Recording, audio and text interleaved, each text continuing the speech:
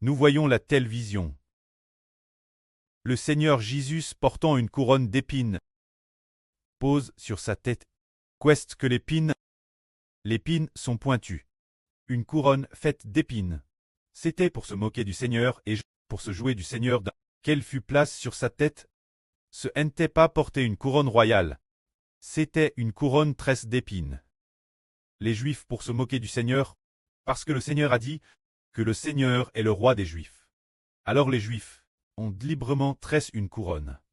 Une couronne tresse d'épines, place sur la tête du Christ Seigneur, pour que sa tête soit transperce par l'épine, et qu'il saigne.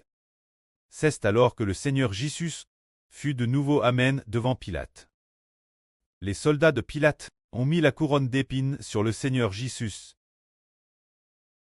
et lui ont fait porter une robe royale de couleur pourpre.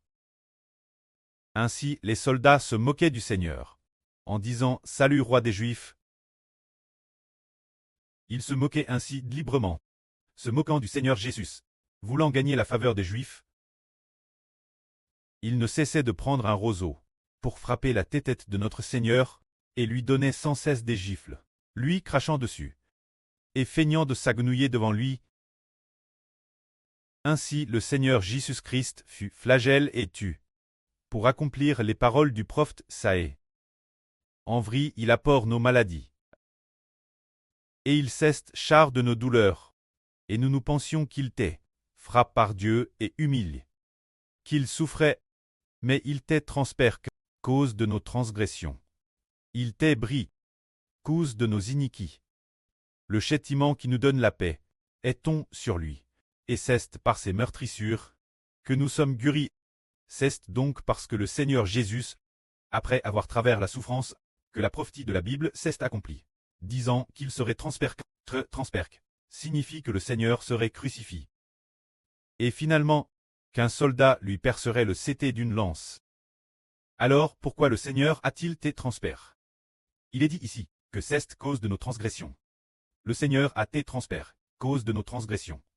Il devait porter nos péchés notre place, donc il devait être transpercé. Il a été bris, cause de nos iniquités.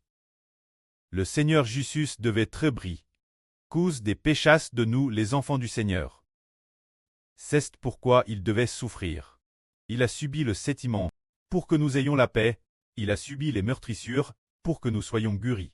C'est parce que le Seigneur Jésus-Christ a subi le châtiment, a subi d'horribles châtiments, que nous avons la paix. Ceux qui n'ont pas la paix seront jetés dans le temps de feu et de soufre. Mais ceux qui ont la paix auront la vie éternelle l'avenir. C'est le Seigneur Jésus-Christ qui a subi le châtiment, qui nous donne la paix. Dieu ne nous considère plus comme des pécheurs, et le Seigneur Jésus-Christ ayant subi les meurtrissures, nous sommes guéris. Nos cœurs rebelles ne le sont plus.